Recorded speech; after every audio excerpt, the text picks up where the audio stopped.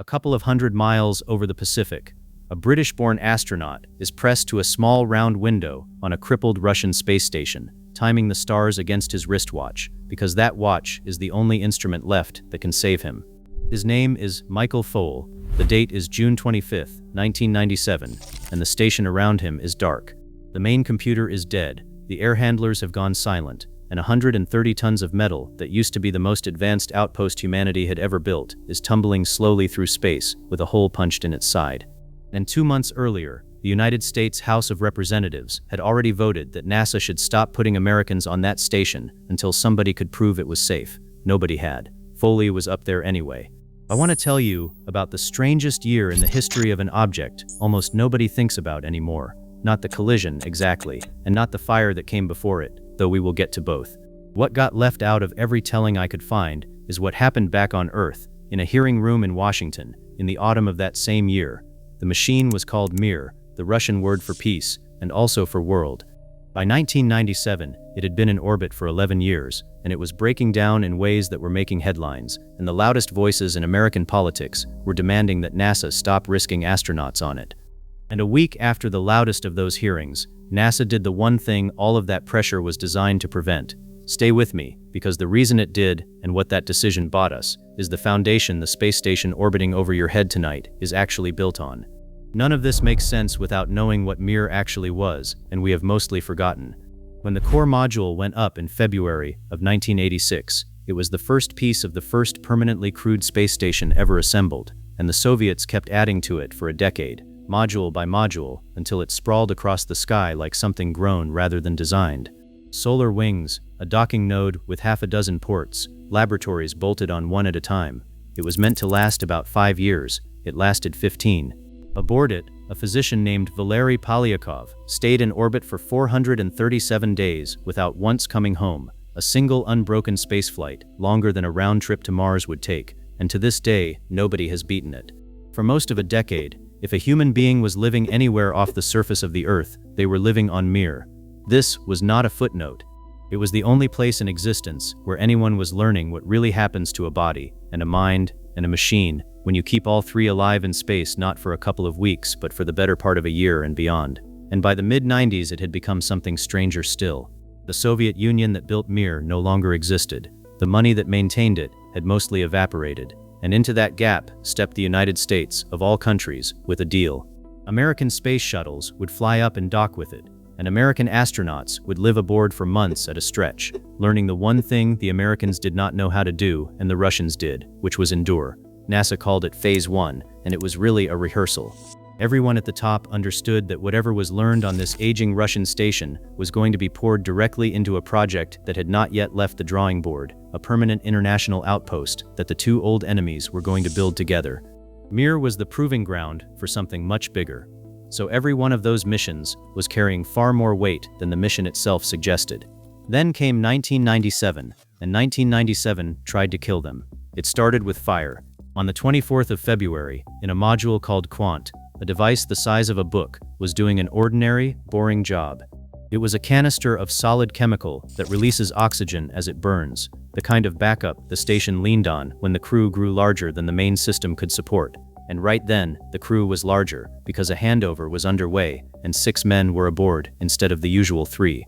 An American named Jerry Lininger was one of them. The canister was supposed to smolder. Instead, it ignited into a torch, a jet of flame throwing molten metal, and it burned for several minutes that the crew would afterward describe as the longest of their lives.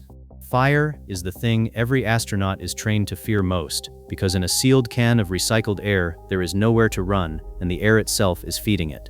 And the flame was positioned exactly where it did the most harm, because it cut the men off from one of the 2 Soyuz capsules that were their only ride home. Half the crew, in an emergency right then, could not have reached their lifeboat. They fought the fire down with extinguishers, breathing masks on, not knowing whether the hull itself would hold. It held, but the message was not subtle. The station was old, and it was going to keep breaking in ways nobody could predict or prevent. Here is something I have never been able to shake. The people most alarmed by all this were not wrong. It is very easy, telling a story like this one, to line up the worriers as the villains and the risk-takers as the heroes, and I do not think that is honest. The fire was real. A crew nearly could not reach its escape craft. Anyone paying attention had every reason to be frightened.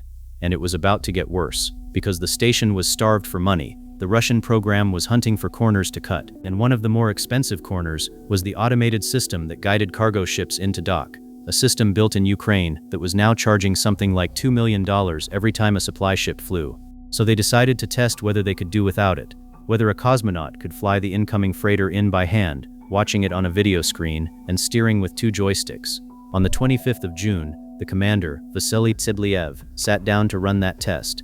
The freighter, a 7-ton unmanned vehicle called Progress, came in toward the station under his control, and the test went wrong in the worst way it could. He could not judge the speed. On the little video screen, the freighter was a pale shape lost against the white clouds of the earth below, and by the time he understood how fast it was closing, it was too close and moving too fast to stop. Fola was sent to a window with a laser rangefinder to try to call out the distance, but the solar panels blocked his line of sight, and by the time anyone saw the thing clearly, it was almost on top of them. Tsibliev fired the braking thrusters. It was not enough. The 7-ton freighter clipped a solar array and then struck the Spektr module and tore open its hull. Inside, the alarm for a pressure leak began to shriek, and the whole station shuddered and started to turn. This is the single most dangerous thing that has ever happened to a crewed spacecraft in orbit, and I want to be precise about why. Air was leaving the station into space through a hole nobody could see, and they had, by the crew's own reckoning, less than half an hour of it left before they would have to abandon ship. What they did in those minutes is one of the coldest, clearest pieces of work I have ever read about. Spektr was the punctured module, and it was also where Foel, the American, had been living and running most of his experiments. To save the station, they had to seal Spektr off completely, and it was full of cables, thick bundles of power and data lines threaded through the open hatch, holding it from closing. So they cut them. They took knives to the cables, keeping their own science alive, hacked through them, unplugged what they could, and severed the rest, and forced the hatch shut against the escaping air. They saved the station, they lost the module, and everything inside it, for good. But sealing the leak was only the first problem. The collision had set the whole complex slowly tumbling, and a tumbling station is a dying one, because its solar panels can no longer hold their faces to the sun. The power failed, the main computer shut down, and the noisy, humming station went dark and silent and cold, drifting, its crew mopping condensation off the walls in the light of a failing battery, with no way for the ground to help, because the antennas could only reach Earth in the few minutes when the panels happened to swing through sunlight. Which is how a man ended up at a window with a wristwatch. With the computer dead, no instrument was left to measure the station's rotation, and without that number, the ground could not fire the engines to stop the spin. So Foley used the oldest navigation tool there is. He watched the stars track past the window and timed them, worked the rotation rate out of that by hand, and passed it down to Moscow, and the ground used it to fire the thrusters on the still-docked Soyuz and arrest the tumble. Over the following weeks, they clawed back most of the power. They never got Spektr back. The hole was never sealed. The American experiments inside it stayed shut in the dark, and they never worked again. Now put yourself back on the ground, in Washington, reading about all this in the newspapers. A fire that nearly trapped a crew, and then a collision that nearly ended one. The papers were calling Mir a flying death trap, and it is hard, from where they sat, to say they were being unfair, and Congress had already acted, months before the collision even happened. The previous spring, the House of Representatives had passed its NASA authorization bill, and buried inside it was a single provision. It said NASA must not place another American aboard Mir for a long stay, with no shuttle attached, until the head of NASA certified to Congress that the station met or exceeded American safety standards, and that certification had to rest on an independent review. It had been written by the chairman of the House Science Committee, a Wisconsin congressman named James Sensenbrenner, together with the committee's senior Democrat, and the committee had adopted it without a single dissenting vote. The message from the people's elected representatives could not have been plainer: prove it is safe, or stop. There was only one catch, and it is the hinge of this entire story. The provision was not law. The House had passed it, but the Senate never took it up, and a bill only half passed binds nobody. So as the summer of 1997 turned to autumn, NASA found itself in a genuinely extraordinary position. The elected body that funds it had told it, in writing, in a nearly unanimous vote, to stop. And NASA was under no legal obligation to obey. Whatever it decided, it was going to have to own, and whatever the next American learned up there, or failed to survive, would land on the desk of the person who made the call. So the chairman called a hearing. On the 18th of September 1997, the the House Science Committee sat down for 4 hours to decide, in effect, whether Americans should keep flying to Mir. And the most damaging testimony did not come from a politician. It came from inside NASA itself. The agency's own Inspector General, Roberta Gross, took the stand and did the thing inspectors general are supposed to do and rarely enjoy. She questioned her own agency's honesty. NASA had been assuring everyone that an independent panel, led by a respected former astronaut, had reviewed the risks and found them acceptable. Gross testified that she was not satisfied the review was genuinely independent, that she had real concerns about whether the checks and balances inside NASA were holding or were being bent by the enormous political pressure to keep the partnership with Russia alive. That is a striking thing for a watchdog to say about her own house, in public, under oath. It meant the people who wanted to keep flying could no longer waive a clean bill of health because their own inspector had just told Congress the bill of health might be cooked. This is the moment the whole thing turns on, and what strikes me most is how lonely it must have felt. Because the obvious call, the safe call, the call that protects everyone's career, was to pause, wait for the certification, satisfy the inspector, let the political heat burn itself out. Every incentive pointed one way, and the man who had to make the opposite call was a retired naval officer named Frank Culbertson, the manager of the entire Phase 1 program, the person whose signature would either put the next American on that station or keep them home. Remember what that station was for. It was the only place on Earth, or off it, where the knowledge that would build the next station was being made. Pausing did not just delay a mission, it risked the thing the whole partnership existed to learn. Culbertson looked at the fire, and the collision, and the hearing, and his own inspector's doubts, and he made a judgment. He told the committee, and then he put his name to it, that the program could go forward at a level of safety risk that was, in his words, no greater today than it had been in the past. He did not mean Mir was safe in any absolute sense. He meant the risk was understood, and bounded, and worth what those missions were buying.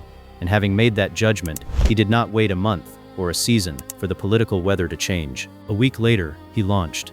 On the night of the 25th of September, 1997, 1 week after the hearing where his own agency's inspector had questioned whether the safety review could even be trusted, the shuttle Atlantis lifted off from Florida, carrying a physician named David Wolf, and 2 days after that, it docked with Mir, and Wolf moved in, taking Michael Foale's place as the 6th American in a row to live aboard the station Congress had all but ordered abandoned.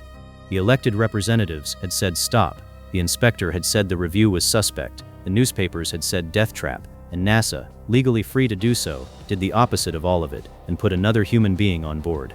For years I read that decision the way I think most people would, as a reckless gamble that happened to pay off, and I no longer think that is what it was. Here is what it actually bought, and it is the whole reason I wanted to tell you this.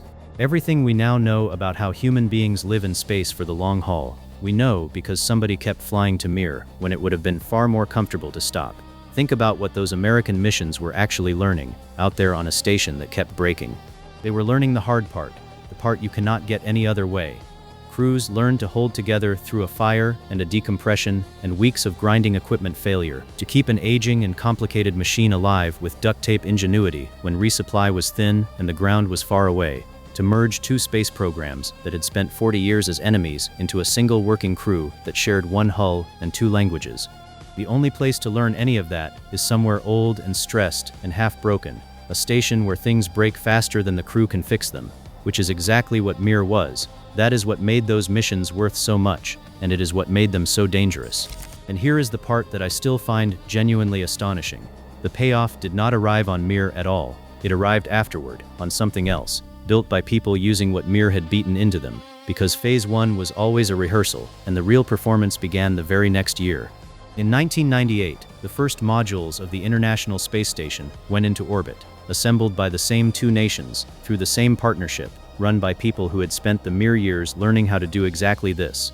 The knowledge of how to keep humans alive up there for months, how to run a joint Russian-American program, how a crew behaves when the machine turns on it, all of it flowed straight out of that battered Russian station and into the one that took its place.